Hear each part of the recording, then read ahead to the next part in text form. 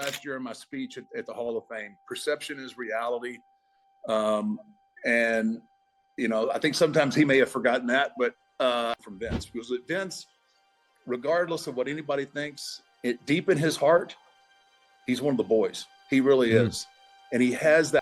E se o homem que assombrou todas as arenas por 35 anos, cujo nome sozinho arrepiava a espinha, finalmente dissesse: "Estou farto de você"?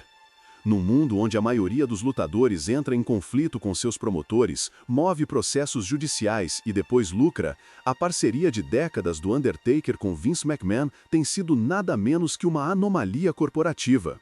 No entanto, por trás desse laço aparentemente inquebrável, reside um ressentimento latente que só agora atingiu o ponto de ebulição.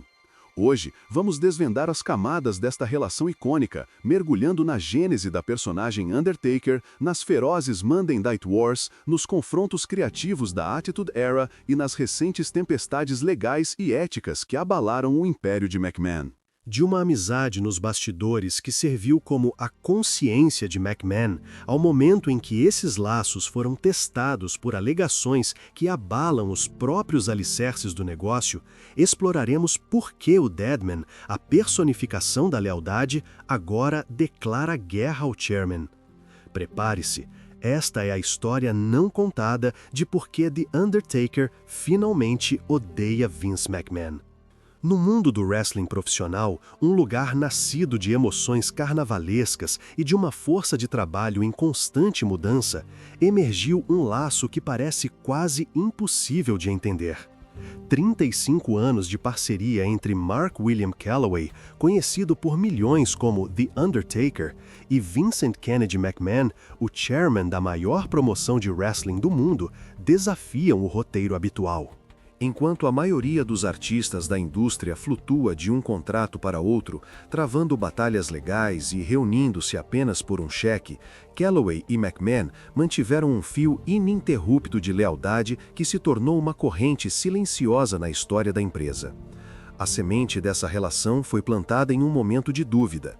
Em 1990, Calloway era um lutador experiente na World Championship Wrestling, lutando sob o nome de Mean Mark Callos.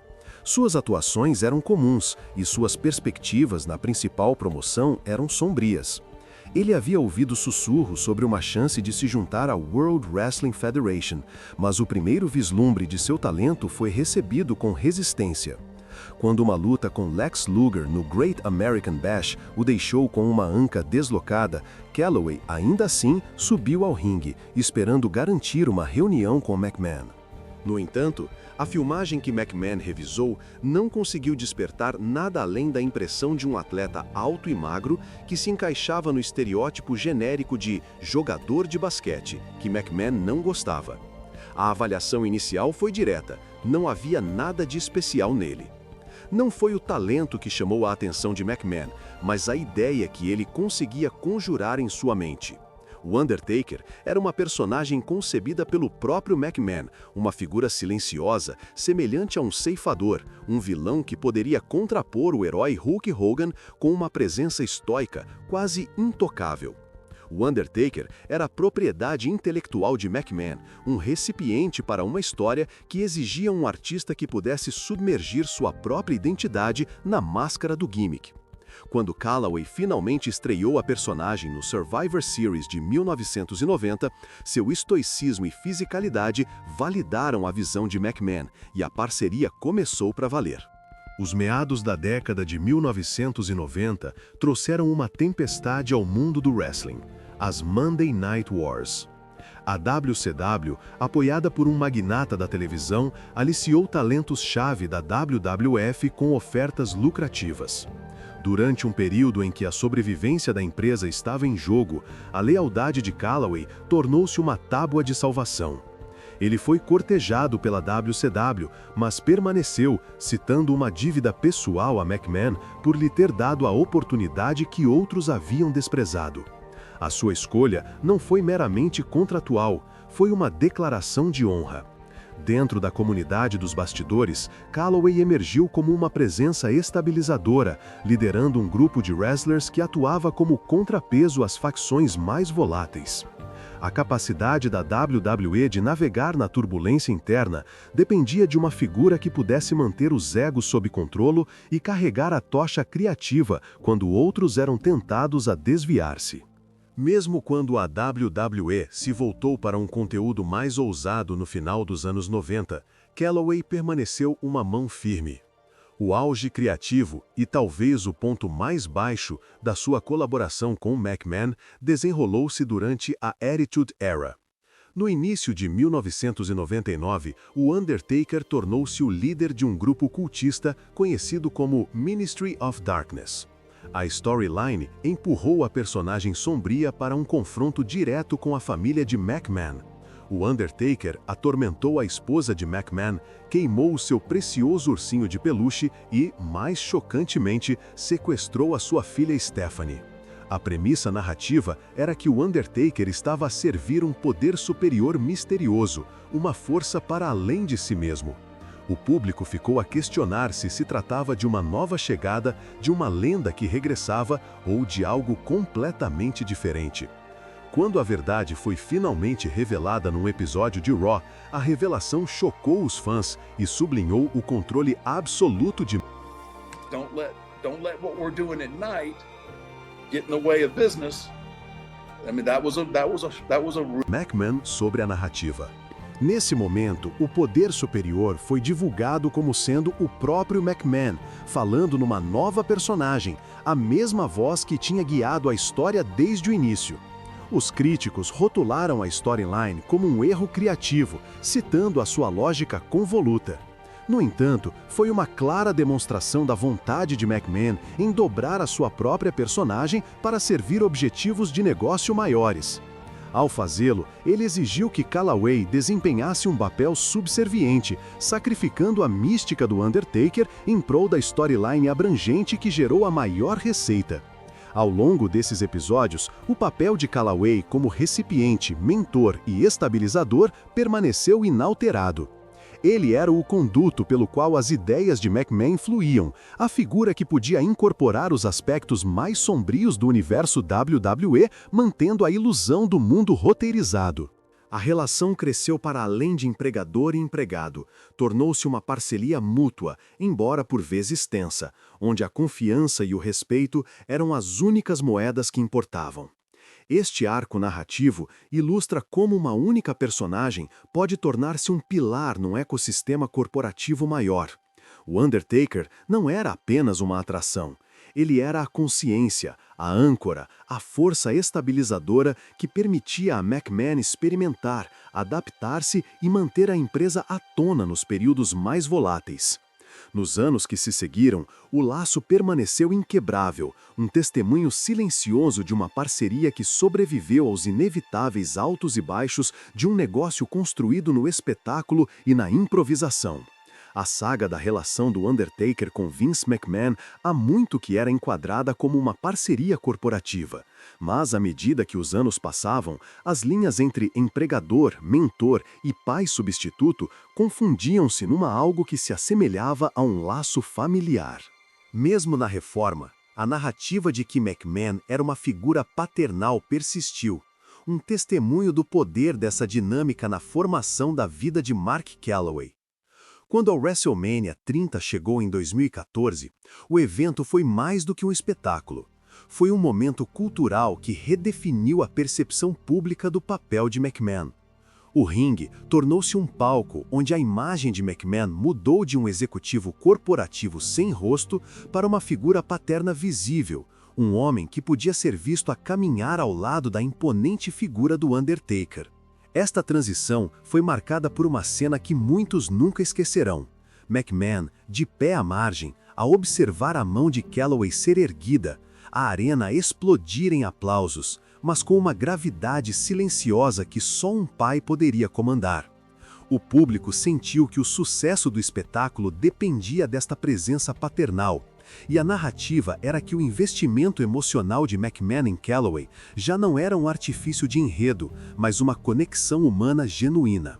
No entanto, mesmo quando o público começou a ver esta dimensão paternal, as decisões de negócio ainda carregavam o peso da estratégia corporativa.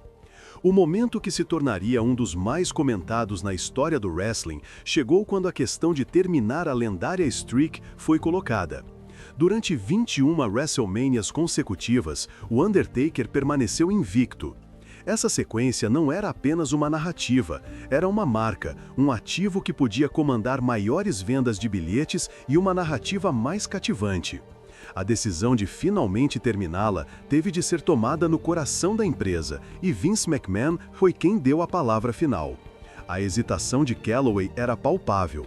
Ele expressou que talvez a honra de terminar a streak pudesse pertencer a alguém como Roman Reigns, uma estrela em ascensão que pudesse carregar esse legado. No entanto, a insistência de McMahon era inabalável.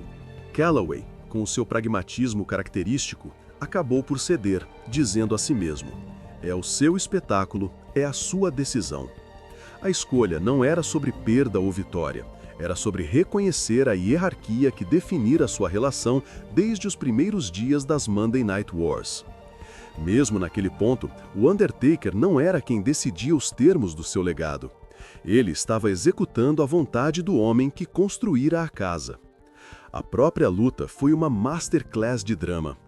Nos dias seguintes, Calaway sofreu uma concussão grave.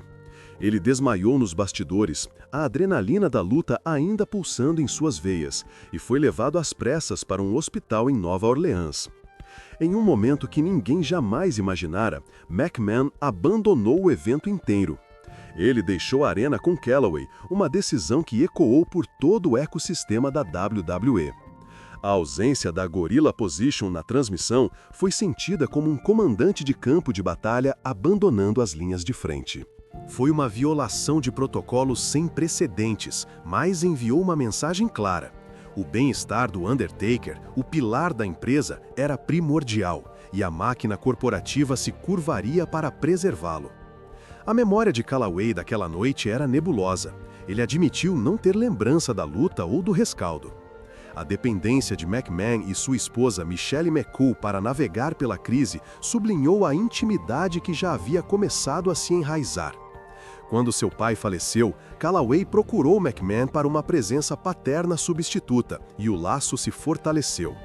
O incidente no hospital tornou-se um momento crucial que solidificou a narrativa da figura paterna.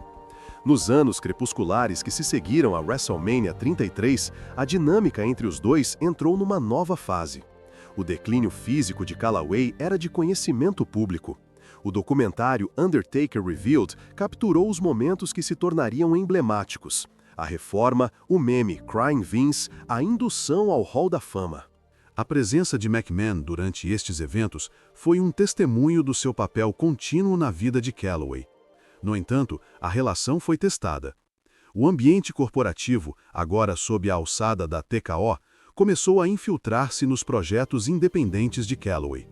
O seu podcast 6 Feet Under, lançado como uma plataforma para a sua própria voz, começou a sentir o peso da influência corporativa.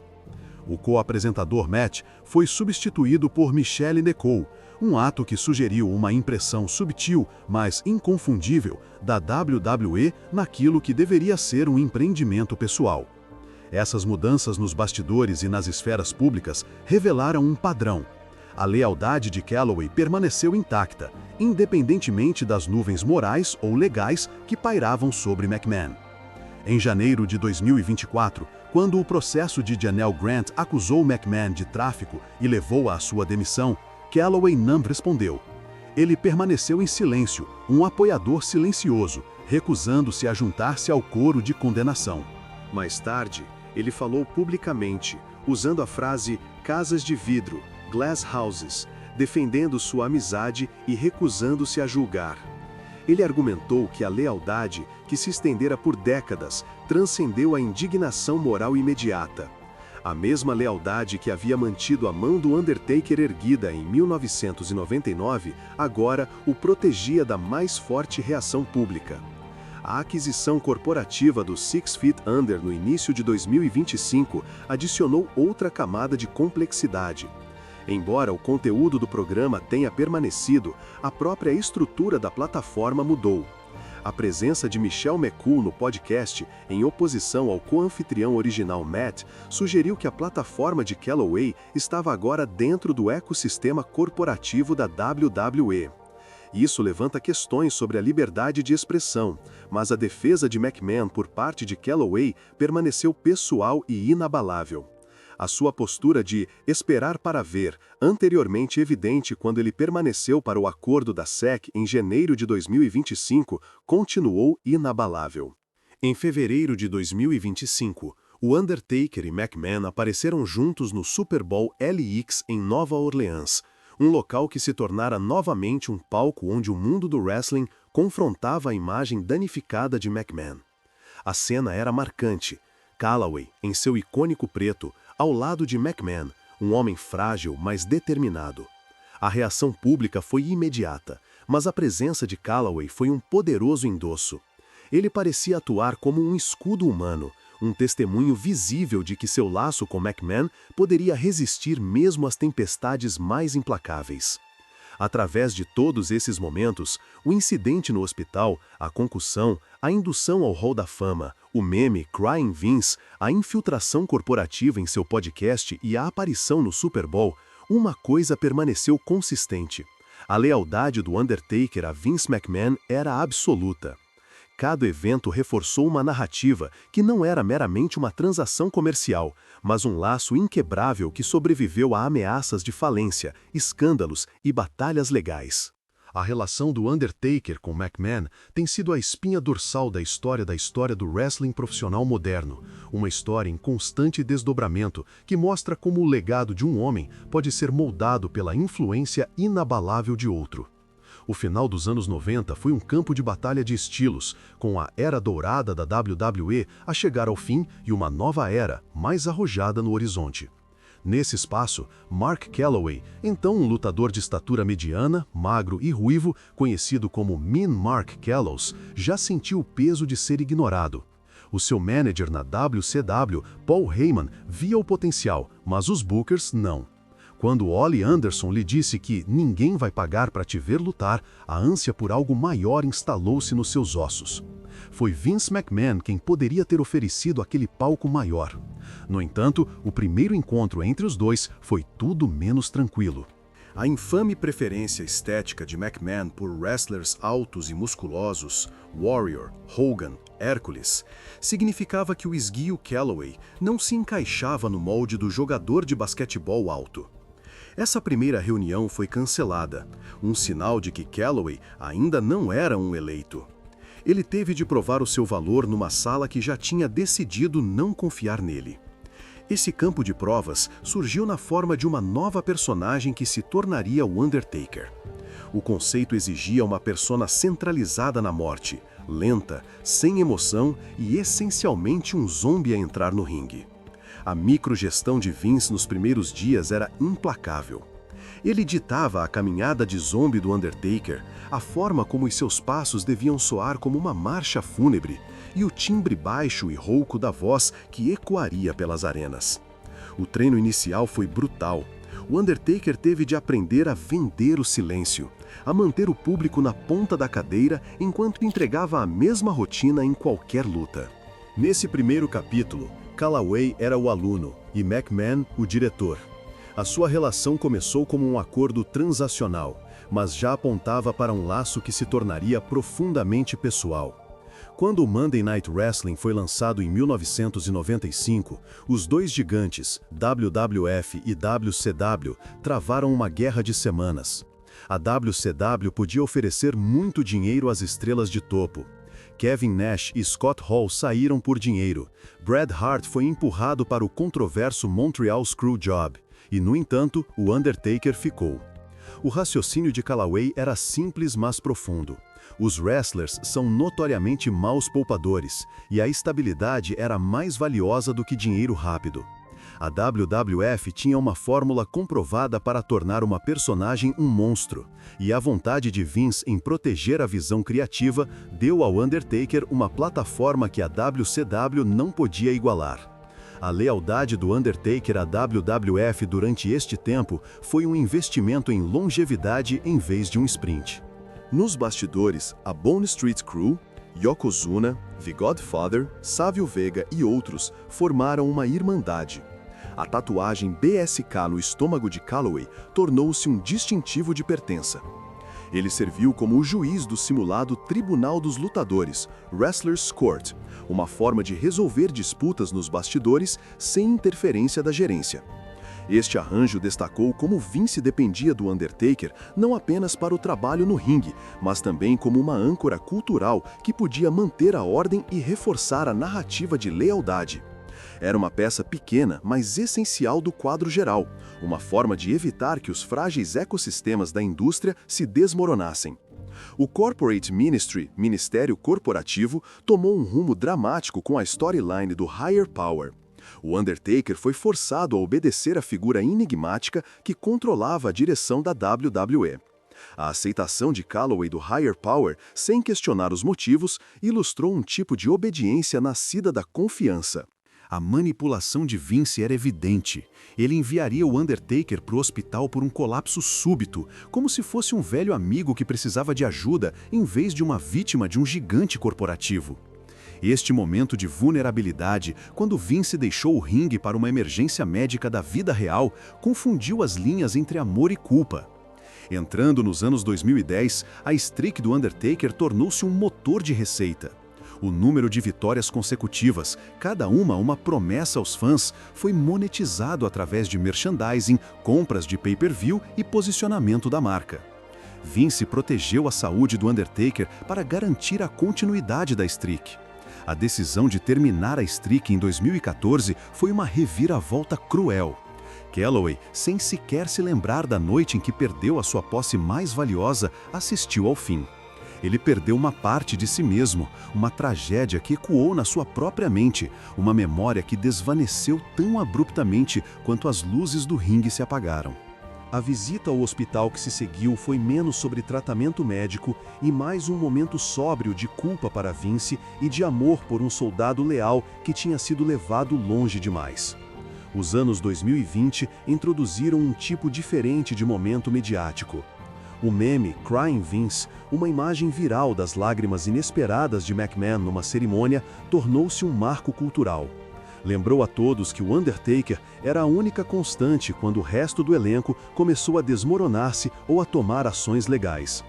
O cerne emocional do meme, o choro, a perda derradeira de controle, destacou o que Vince mais valorizava: lealdade. A defesa pública de McMahon por Calaway, citando a filosofia das casas de vidro de que todos têm esqueletos, reforçou a ideia de que a política do ringue era privada. A crise legal que se seguiu, alegações de tráfico, apresentou um dilema moral que o Undertaker tentou navegar com sua própria experiência em mãos. Num mundo onde as linhas legais e morais se tornavam cada vez mais claras, a postura de Calaway parecia o último posto avançado de uma mentalidade da velha guarda. A sua citação, casas de vidro, repetida em entrevistas, serviu como um escudo contra o julgamento. Ele escolheu a experiência pessoal em vez das alegações. Esta dinâmica, semelhante aos ciclos psicológicos vistos em fraternidades intensas, tornou-se o fulcro sobre o qual a lealdade do Undertaker pivotou. Era um elemento humano, um último fora da lei que lutava contra a noção de que a WWE poderia ser uma corporação limpa e moderna.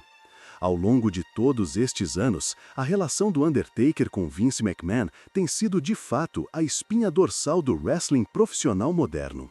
De um artista de meio de card rejeitado a uma personagem construída do zero, de juiz nos bastidores a guardião da ordem, de uma lenda viva que manteve uma sequência a um ser humano que defendeu um homem sob escrutínio legal, tem sido uma história que mostra como o legado de um homem pode ser moldado pela influência inabalável de outro. A última viagem é um testemunho de lealdade, um lembrete de que, por vezes, o maior inimigo ou aliado é a mesma pessoa, dependendo da luz. O Undertaker permanece o último fora da lei, o eco final do laço profundo que criou um monstro, uma lenda e uma história que será contada em arenas e em documentários para as gerações vindouras.